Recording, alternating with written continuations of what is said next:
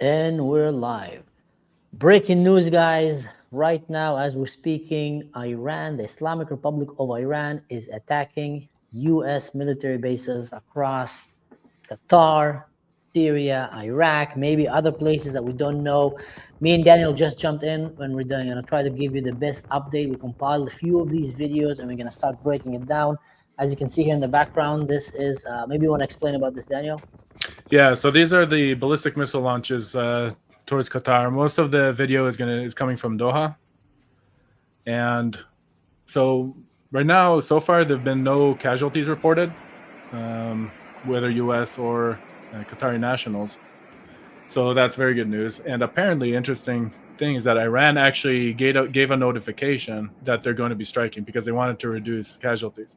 So this might be a fairly typical kind of a saving face type of situation where they want to show, oh, hey, look, we struck at the U.S., but on the other hand, they also want to make sure they don't actually do anything. So, nonetheless, that is, it is an escalation, but not unexpected. Though, well, to be fair, a little surprising. I'm a little surprised Iran was willing to go that far. The big question that's going to be following up, though, is are they going to close the Straits of Hormuz like they've been threatening?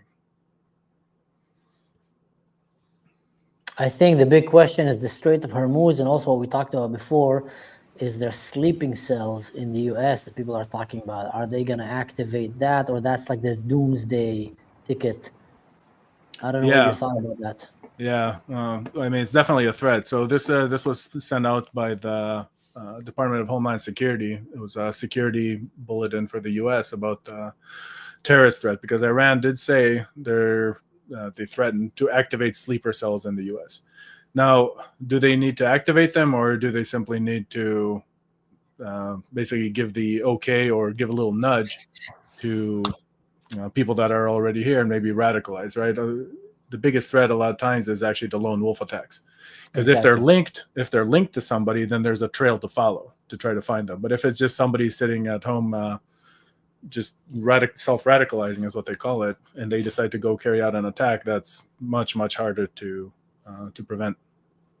Yeah, exactly. Because if they need to be activated, if they leave some kind of a digital or a human fingerprint, it can be tracked. But if ahead of time they were planning on infiltrate, radicalize in the mosques, in the streets, through social media, and then slowly they kind of understood that once the moment come, we all will know about it. And I've heard that quite a lot in some Muslim mosques in Europe, where they ask them, when is the time that we will take over, and the imam will tell them, when the time will come, you will know. And that's kind Mm-hmm. of been repeated quite a lot in these radical circles. I've literally heard that in Arabic several times. Yeah. So if they sit now and they think now the time have came, maybe they will go, because I don't think Iran is gonna completely activate, because if they have this communication, the U.S. would have probably been on it. But there's quite a lot of these cuckoos that have entered the U.S. We know that, and Iran even said that they have them there. So Yeah. Yeah, I mean, it's not a secret. It's been known that there are radicals in the U.S. already that have been coming here over the years. I mean, that's not new or a secret. yeah, some Until of them were in the now, military, even some of them were in the armed yeah, forces. yeah. Yeah, Look at so I this, mean, man. something. Speaking of the Straits of Hormuz, kind of for those who are not tracking that, about 20% of the world's oil goes through that strait. The reason it's a strait, it's a fairly narrow, all things considered, um, part of the ocean where of the Persian Gulf, where the shipping oil goes through. Okay, so if Iran mines it, which is what they're threatening, surface is not a threat, it's not a dangerous surface vessel, so we're talking boats, ships. The U.S. can take those out very easily. But mining is more difficult and takes longer to remove. But something that's kind of funny on that, this is just right now a snapshot from the crude oil futures. The price has been tanking, which is kind of interesting. Though I can tell you from filling up my vehicle yesterday, the price of gas is pretty high right now, but the crude oil is tanking. So kind of an odd situation right there. Yeah. No, I just received a phone call from a friend of mine that told me, check the stock market, because it seems like in one side the media and social media and the government are sending one message that almost feels apocalyptic, like we're just about to start World War II, III. But then on the other hand, you see the stock market is just refusing to fall. I've expected it to fall way longer, but it's kind of staying steady. I know a few friends of mine that kind of went on and sold a lot of stuff and rebought, and they're like, I was expecting things to move differently. So somewhat, the people with money know something that we don't know, and maybe they're Yeah. kind of just waiting it right now. I'm not so sure. But here's another interesting image, because just before, I was in an investor call, and suddenly I get a phone call, not a phone call, a message from a friend of mine, Craig from the UK, and he was telling me, listen, something is happening. Something is happening. And I was like in the middle of the meeting, so I was like, what's happening? And he says, check this out. There's different flights rerouted around Qatar. And that was about maybe 3 hours ago. Mm-hmm. And now I look at it and say like, wow, there's so many ways today with breadcrumbs that you can get indication that big things are happening. Not only the pizza delivery to the Pentagon, but also other ways around Yeah. that is happening. And that is a very bold move from Iran. Did you see that coming? Yeah. I didn't. I didn't think they would risk it because, of course, this is going to bring a further response from the U.S. I believe. Now we'll see what that is, because the U.S. Basically said it was a limited strike, right? It was to go take out those nuclear facilities, and that was it, pretty much, as far as the U.S. was concerned. But now that Iran has made this move, does that mean there's going to be back into that good old-fashioned back and forth that seems to be the kind of the standard way of operating? But we'll see, because the bigger threat, really, truly, when we see maybe impacts, we talked about the stock market, but if Iran does now push its operatives to carry out attacks in the U.S., that's the true escalation. This I almost see as kind of a standard. Oh, look, we fired missile, because again, we mentioned earlier, Iran gave notice that they're going to do these strikes on the U.S. base in Qatar. So they wanted to show, hey, look what we did. America, you don't scare us, but also please move out of the way so we don't accidentally hurt you. Yeah. No, they've done that before with America. There was this interview with Donald Trump that he said that they literally called him and said, listen, we got to react. We got to do something. We're just going to shoot. We're going to miss, but just so we're not looking weak to our people. And they care very much about how people are inside of Iran. Maybe they're afraid to lose the country, so they feel like they have to do something. Yeah. But also, we've seen that happen with Israel. Remember the first time that they shot us like big bars of missiles? They send a notice like 2 weeks in advance. We're gonna attack you exactly at this time, and they put a timer and exactly in this location. And then they went and were interviewed by CNN, by Fox, by everybody, just telling everybody in the world, we're gonna attack. And then a week before, and then 2 days before, and then the day, it was very theoretical. And they also knew they're giving Israel enough time to kind of try to defend themselves, because they didn't really want to escalate, but they're just doing this game to stay perceived as strong. People need to understand, Yeah. Iran was aiming to become the next caliphate. They were aiming to become the leaders of the Muslim world, and big part of that was to show that they're stronger. There's a few countries that are competing for that. Turkey is competing for that. Iran is competing for that. There used to be days that Egypt was that, so it's like a great pride of looking as you're going to be the one that's going to bring the ummah, the Muslim motherhood kind of, back into the world. And Iran was trying to get that. So right now they're being humiliated. If you look at the war with Israel, I've read somewhere that they launched about more than 1,000 drones. Only one of them hit target in Israel. Most of them got shot on the way. More than 600 ballistic missiles were shot into Israel, and there's less than 30 casualties. If you think about it, like so many ballistic missiles, not a single military or politician or leader. Yeah. And Israel on the other side has literally wiped their entire kind of, almost their entire army in like 4 hours. So, or at least, crippled them. So they're losing big time. They're being humiliated like they've never been humiliated before. And then America comes with these B-2 bombers and just squish them. Yeah, and honestly, look, let's be honest. These ballistic missiles from Iran are basically a glorified version of the rockets from Hamas. I mean, Israel's basically doing air shows over Tehran right now. I mean, Israel owns that airspace. I mean, Trump likes saying we, but Israel is in charge of the airspace over there. Kind of, yeah. Is striking with basically with impunity. I mean, just earlier today, or was it late yesterday? But Iran was all proud of managing to shoot down one Israeli drone over there. They managed to take down apparently a Hermes 900, and they're all excited about it. I'm like, you shot down one drone. Like, let's not get too excited over here. Yeah. You saw the one. Now there's fake AI image of like a crashed B-2 bomber that is the size of like a city almost. You know, No, the fake the F-35. Yeah, I saw that. Yeah. The size of a 747. No, but that's true. I mean, I just heard today that the Minister of Foreign Affairs from Iran, the Iranian Minister of Foreign Affairs, have sent an official request from the Israeli government, please let me get out of the country.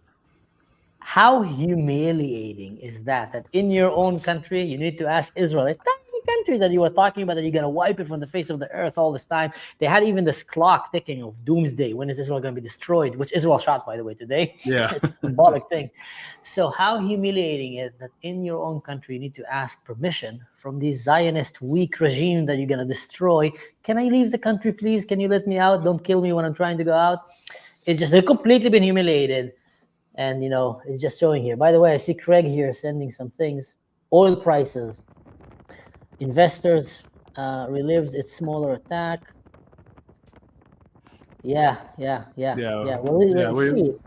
We mentioned the oil prices. Crude is tanking.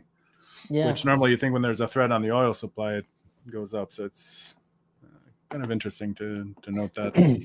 Very interesting. I would say, yeah, it does smell like a symbolic attack, but on the other hand, that's the kind of game that we saw the radical Muslims play with the Democrats. They usually don't play that with the Republicans, especially now with Trump. Yeah. So Trump made it clear, if you attack U.S. targets, you're done. He said, like, we did this now, we finished with the B-2 bombers, we don't want to try to overthrow the regime, seek peace. But this, I mean, it's like they're calling to be destroyed. Yeah. I don't know. Yeah, I think it was the save face. But another thing, too, that is concerning is the reports that it looks like there was a relocation of the nuclear materials before the strike, before the U.S. strike. There was footage or the video satellite imagery of large truck convoys and a lot of activity there before, I think it was 36 hours before the attack. So they're talking right now about that material being relocated. And additionally, leadership in the Iranian regime has been continuing the threat of reaching a nuclear weapon. Right? They've said, you're not going to stop us. Nothing will stop us. We're strong. We're proud, so on and so forth. But it is concerning that material is missing. Because even if now the facilities are too damaged to properly put together a functional nuclear device, again, there's always the threat of a dirty bomb. Those are a lot easier to put together. Yeah, it's funny that you said that, because I was just thinking about that today. I was thinking, I was looking at the Trump interview when he went and he said we completely obliterated the site, and a day later Israel is still shooting down at the Frodro and other places. And I thought to myself, like, what? Maybe that was too early to say it, because what if they managed to escape, or they even had a plan? Let them think that we're in this bunker and let them shoot at this bunker, but meanwhile, we're going to keep building it somewhere else. What if something happened? I called it actually the third monkey. You're going to like it. I said, like, you always want to have like a third monkey out there that is thinking the complete opposite from everyone else. If two monkeys are thinking right now, yeah, we got them, he's going to have to convince them, no, guys, we didn't get it. So it's a crappy job to be that monkey right now in that scenario. I mean, just made it up, third monkey. But in general, it's a crappy place to be, because you need to always think outside the box and try to convince. And what if right now we're having a dirty bomb on the run or almost finished, and the Mossad is hunting for it, the CIA is hunting for it, the Russians and the Chinese may be trying to cover for it somehow, and this is like the Red October, this is like the Red June, and it could happen. Just to come and say, yeah, it didn't happen, obviously, that would be too cocky. I think they need to aim to a complete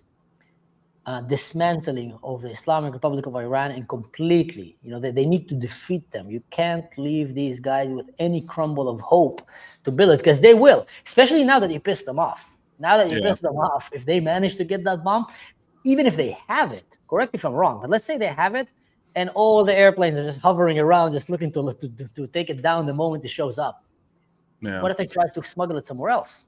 No, exactly. And That's definitely the fear right now, right? So the fact that Israel has borderline full control of the airspace there is very good because you can keep eyes on movement. But then again, it's not easy to track a truck in an entire country.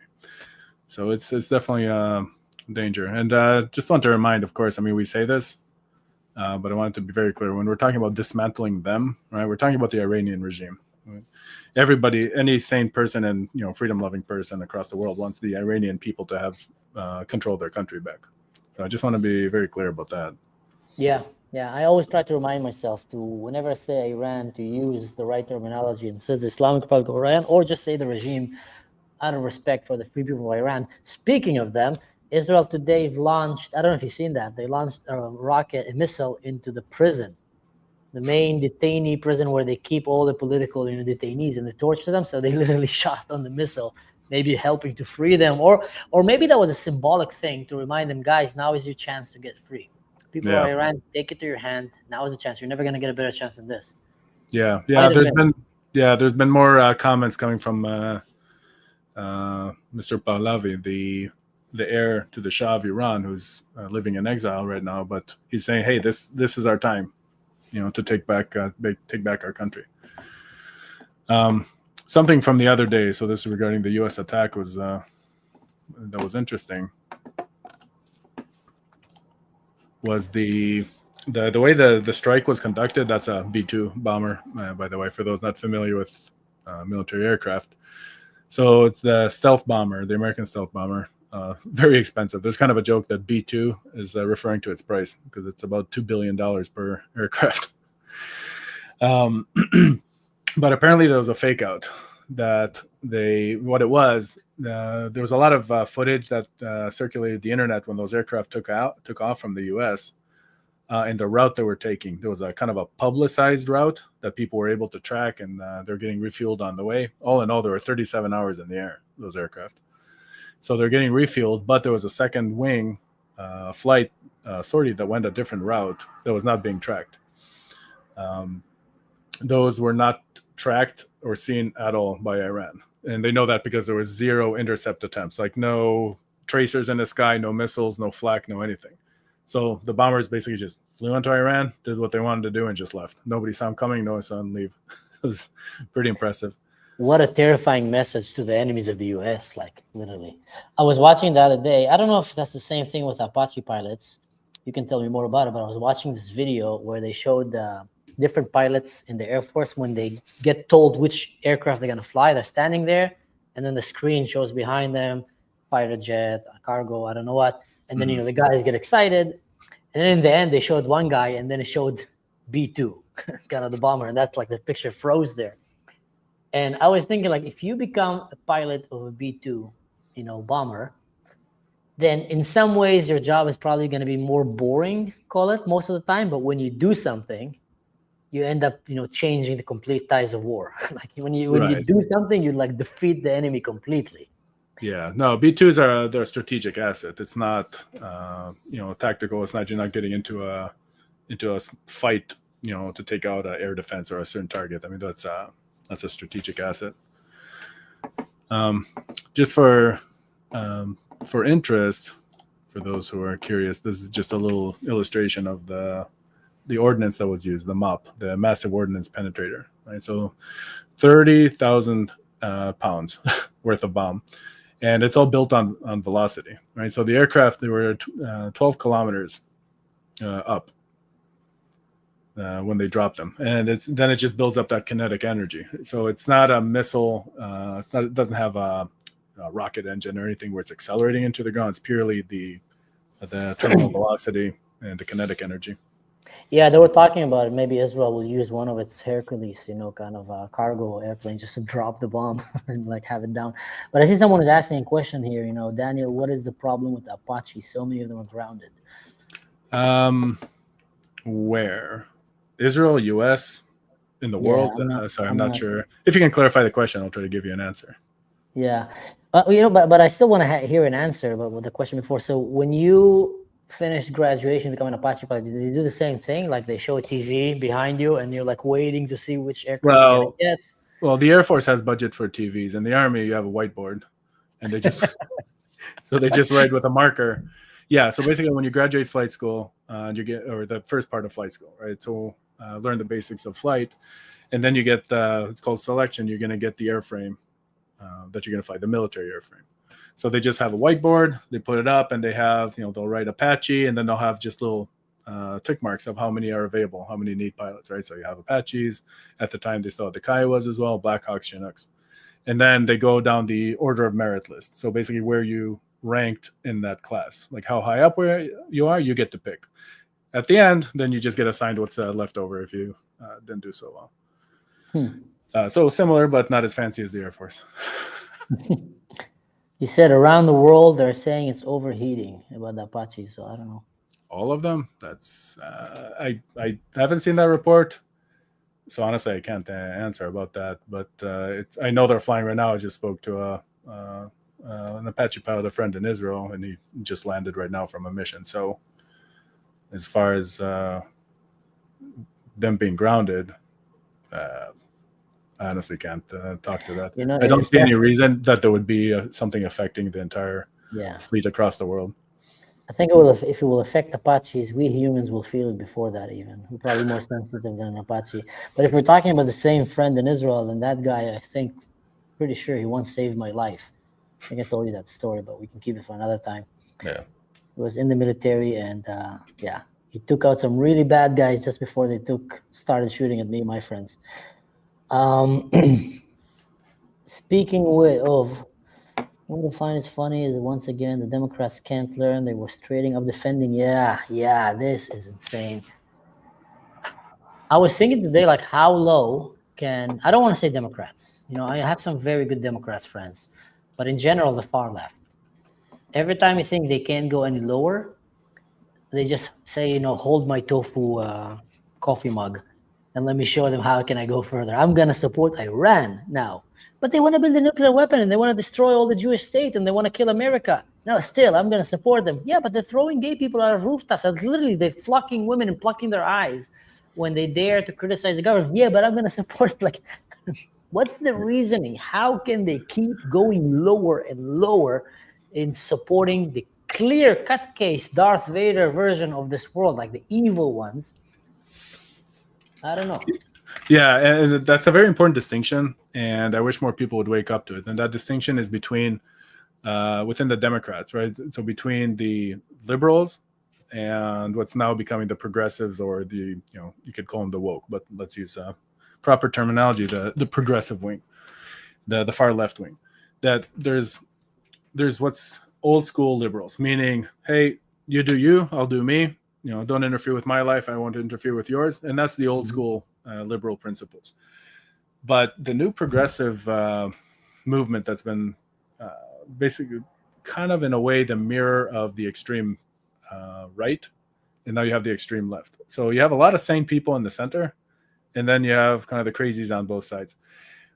But the problem is that I feel that the crazies on the left are kind of taking over the Democrat Party. So a lot of old school liberals are putting up with it, and because in a way they're more afraid of they're so afraid of the extreme right that they're willing to go along with some of the crazy stuff from the left.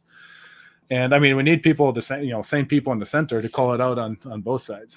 But when you have a wing of your party that, for example, there's the forgive me, I'm getting this wrong. Ilhan Omar, she's either the senator or congresswoman from Minnesota in the U.S.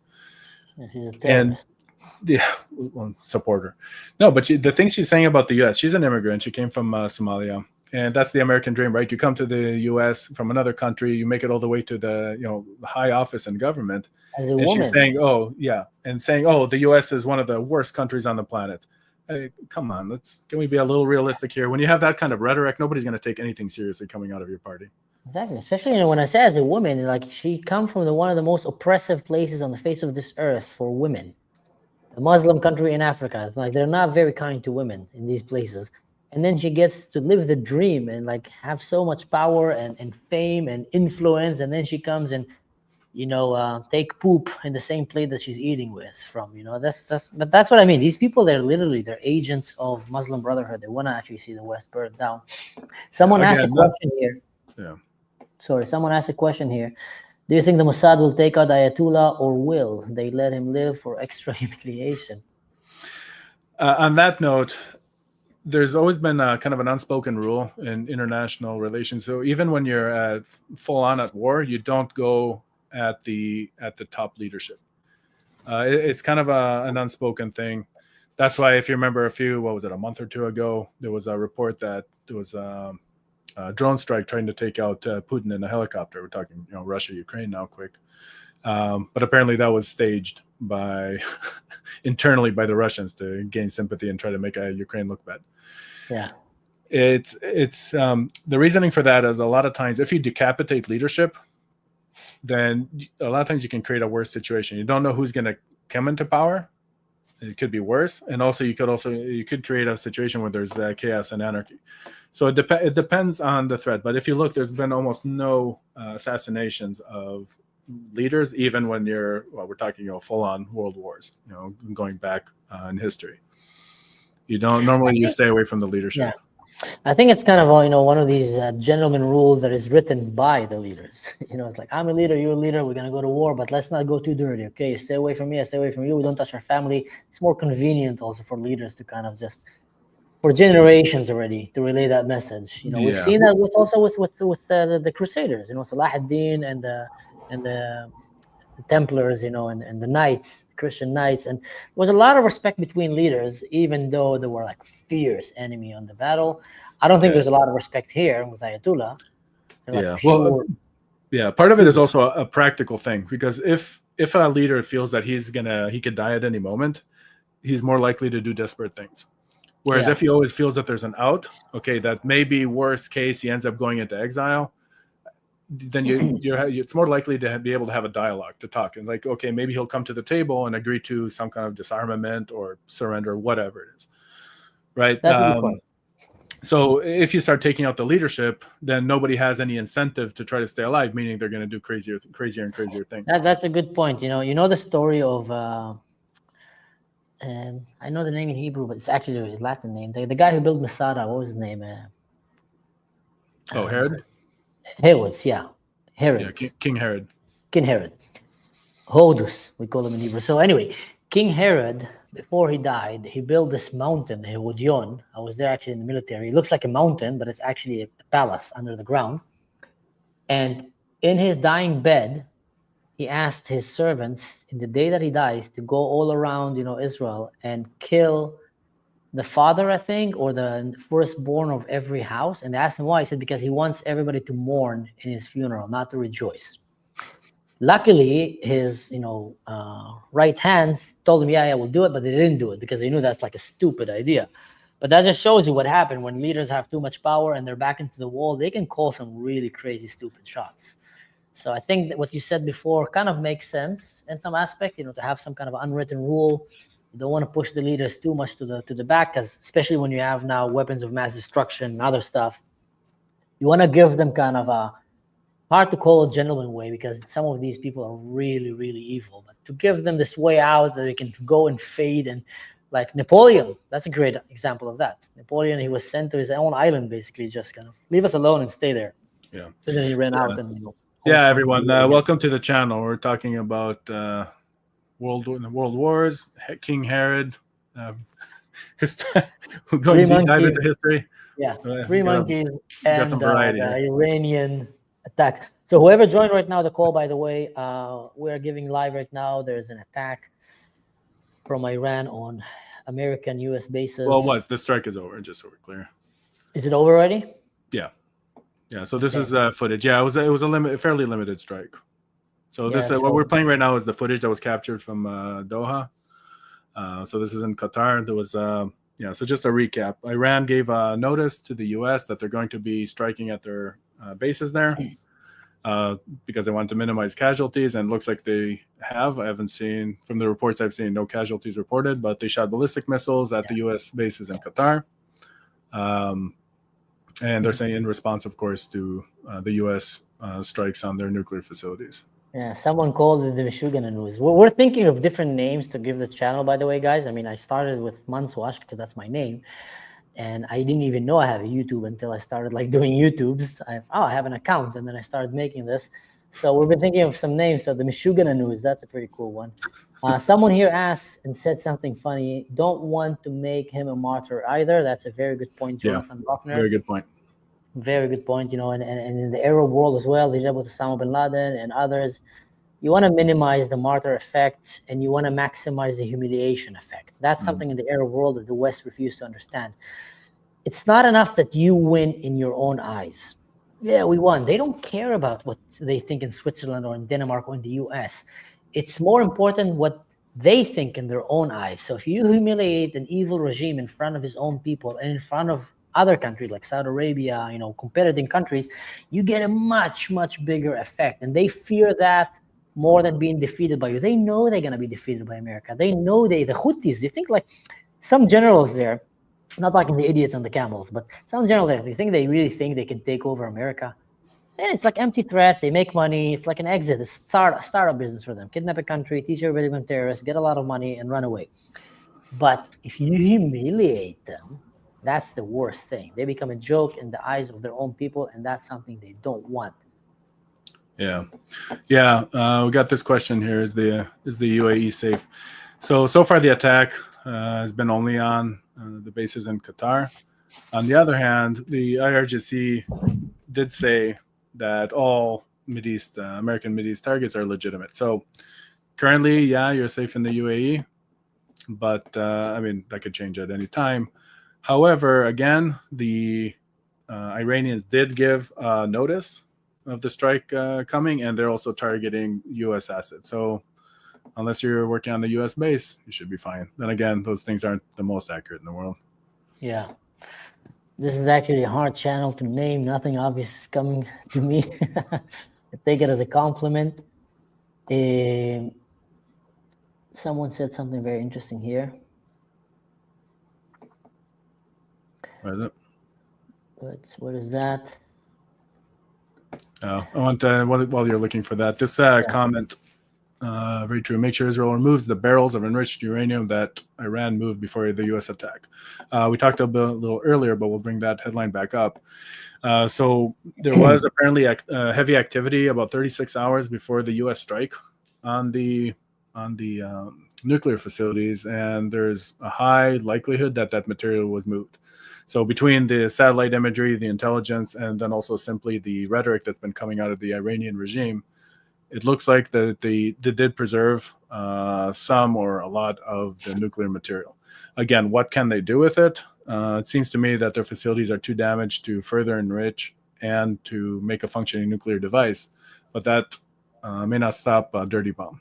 So that remains a concern. Locating that material is absolutely critical. Yeah.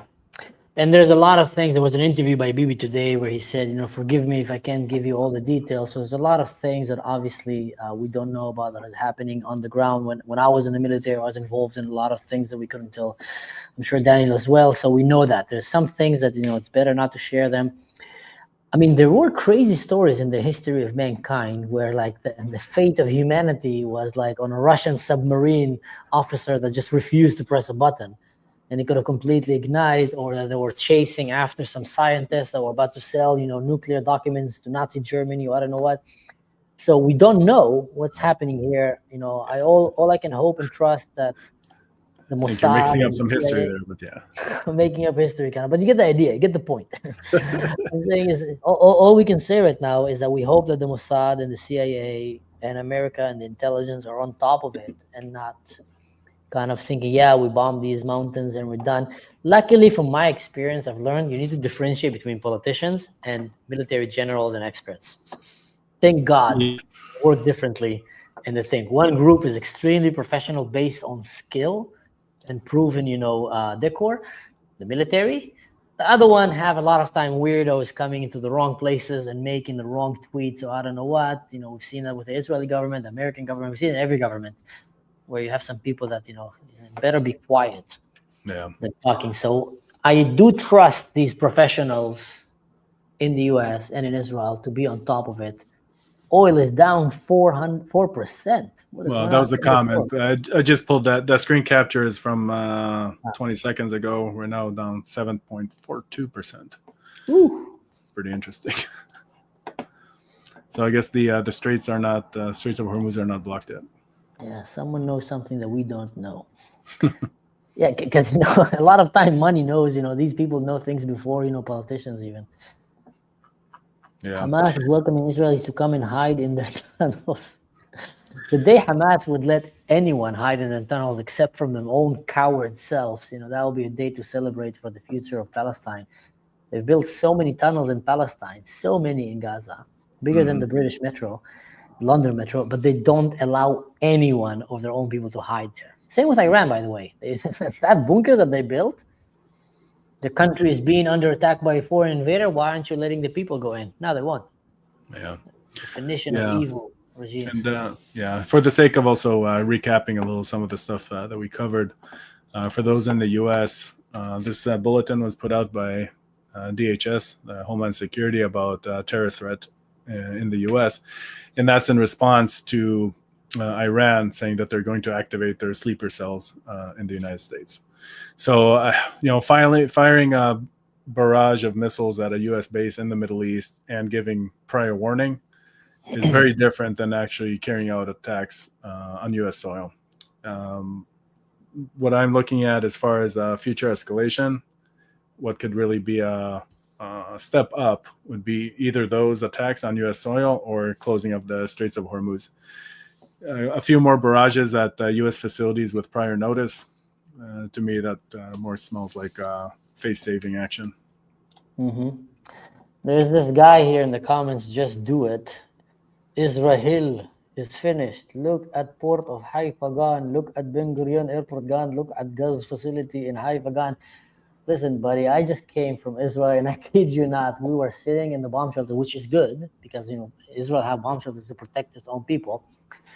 And we're playing guitars, and people were eating falafel and sharing food. My friends right now, Batya and Andy, just sent me a picture from the bomb shelter that they even put like class on the floor where you can jump and play these games and ladders and snakes. People are still going to the beach in Haifa and in Tel Aviv. All these images that you see, yes, there were a few rockets that landed, and they're very big. But to think that Israel is being destroyed is such a silly attempt to make it look like the Iranians are winning. It's like these videos that they're showing right now with these AI images showing that the hospital in Haifa was in Beersheba was hiding a submarine under it. All kind of ridiculous stuff just to make it look like legitimate kind of military targets. I mean, some of those stories that are coming out, they're so absurd that sometimes you don't even feel like you need to address them. But I guess sometimes you have to. I mean, not everyone has people there, know people there, and know what reality looks like. True. Some people probably in the Arab world, they're getting their algorithm from TikTok and from their other, jihadist friends, so they get really wrong news. But you have your own troll, man. So congrats. Welcome to troll. You did it. It's a sign of success. Yeah, I'm doing good if I have a troll. To Cyprus, don't come back, please. Yeah, sure, just do it. Keep reaching. Yeah, numbskull. There's always trolls, but not as many as Saint chat rooms. Okay. Doesn't matter. No need to. Yeah. Don't feed the trolls. So what's going on here, guys? Like I said, we're trying to give you the best live information as much as we can. This is what we know right now, what's happening. We don't know yet what's going to be the outcome of the U.S. Response to that. There's probably a lot of things happening behind the scenes. Just like Daniel said earlier, and some people in the comments, it looks to be kind of an orchestrated, coordinated attack. They gave a heads up, let us do it. They're probably, they just don't want to seem like completely, because put yourself in their shoes. They've been humiliated in so many ways that it's like there's barely been any bigger humiliation to an Arab Muslim nation since the 6-Day War.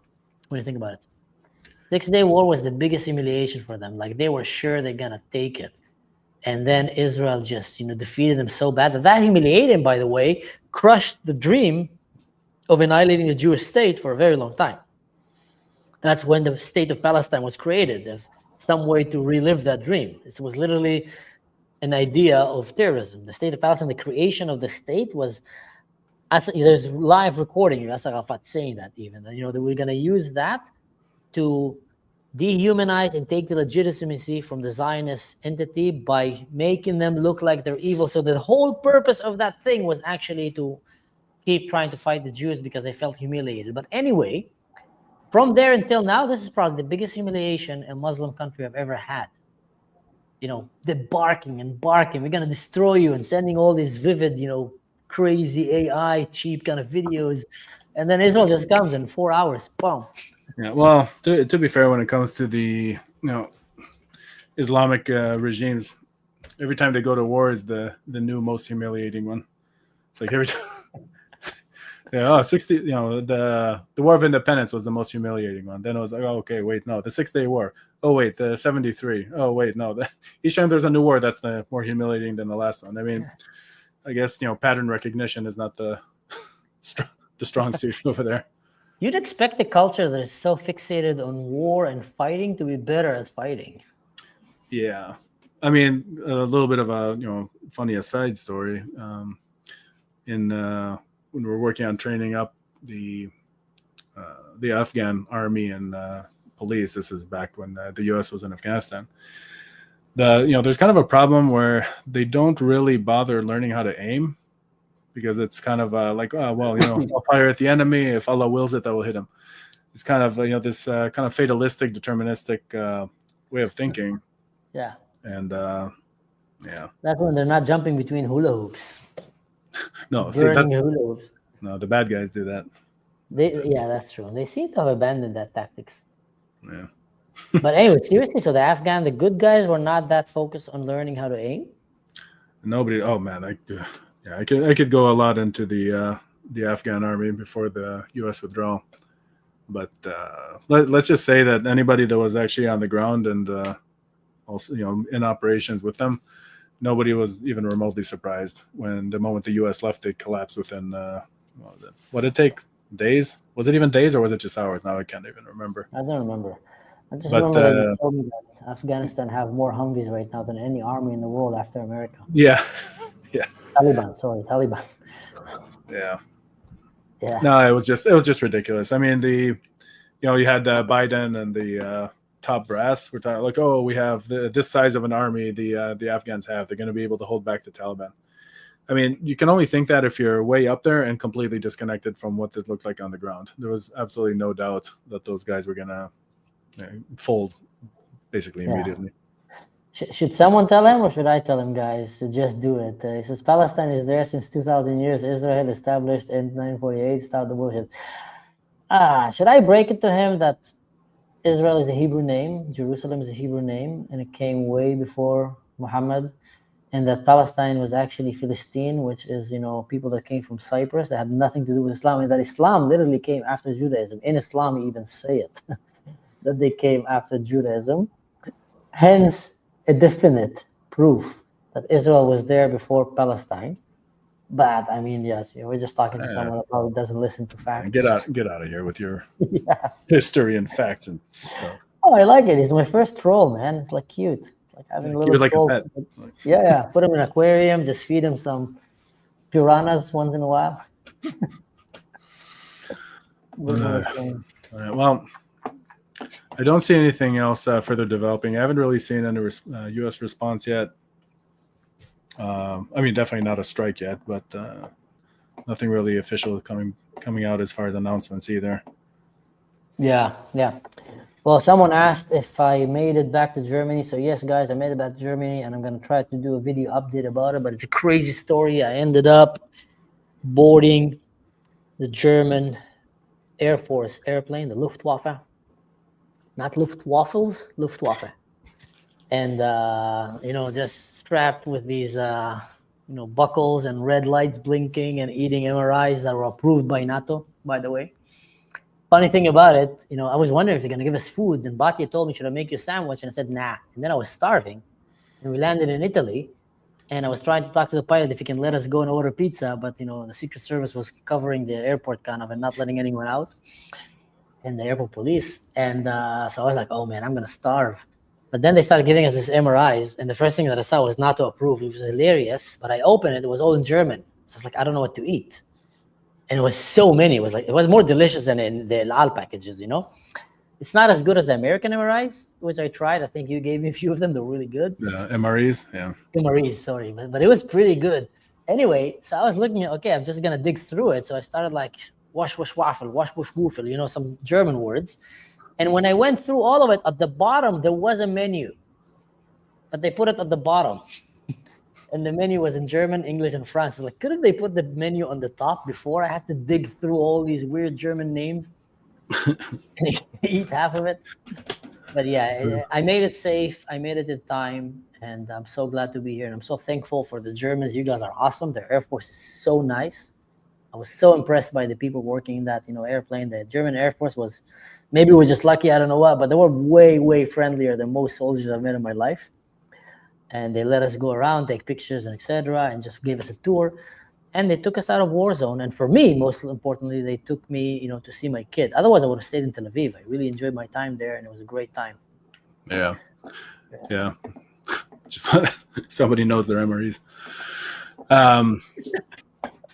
The Germans. When I was stationed in Germany for a few years, I absolutely loved working with the Germans there. It was a blast, and they had good their dining facilities. It's called the DFAC. The army it was pretty funny to watch. You go there, you get a nice, healthy, nutritious meal. Not too big of a portion. Something normal. You go to the American, it's basically a buffet of American food. Yeah, that's true. In Germany, it's very easy to eat healthy food. I'll give them that. Yeah, well, whether you want to or not. Yeah, whether you want it or not, it's very easy to get. You're going to be healthy one way or another. Yeah, and you cycle everywhere. Like even if you try to get obese here, it's going to be very hard for you because you need to cycle to McDonald's and cycle back. You're going to lose everything. So yeah, that's true. Yeah. MREs now are going to be called MRIs. Guys, you're going to get used to it. I mix words, I throw words, and that's why I have Daniel here. He usually corrects me. Or laugh at me when I do it. So don't take it personal. I'm going to call names to a lot of weird stuff. Well, just like I said, Daniel, I don't know if there's any more live updates. We don't want to waste your time. Thank you so much for tuning in. We just jumped in here to try to give you the live report. But by the way, if anyone want to find ways to support this channel, just so you know, we're investing a lot of time, from our free time, coming here, doing the research. Probably one of the things that takes the most time is even finding the videos, recording the videos, and putting them, compiling them together so we can show you some of the images and the reports.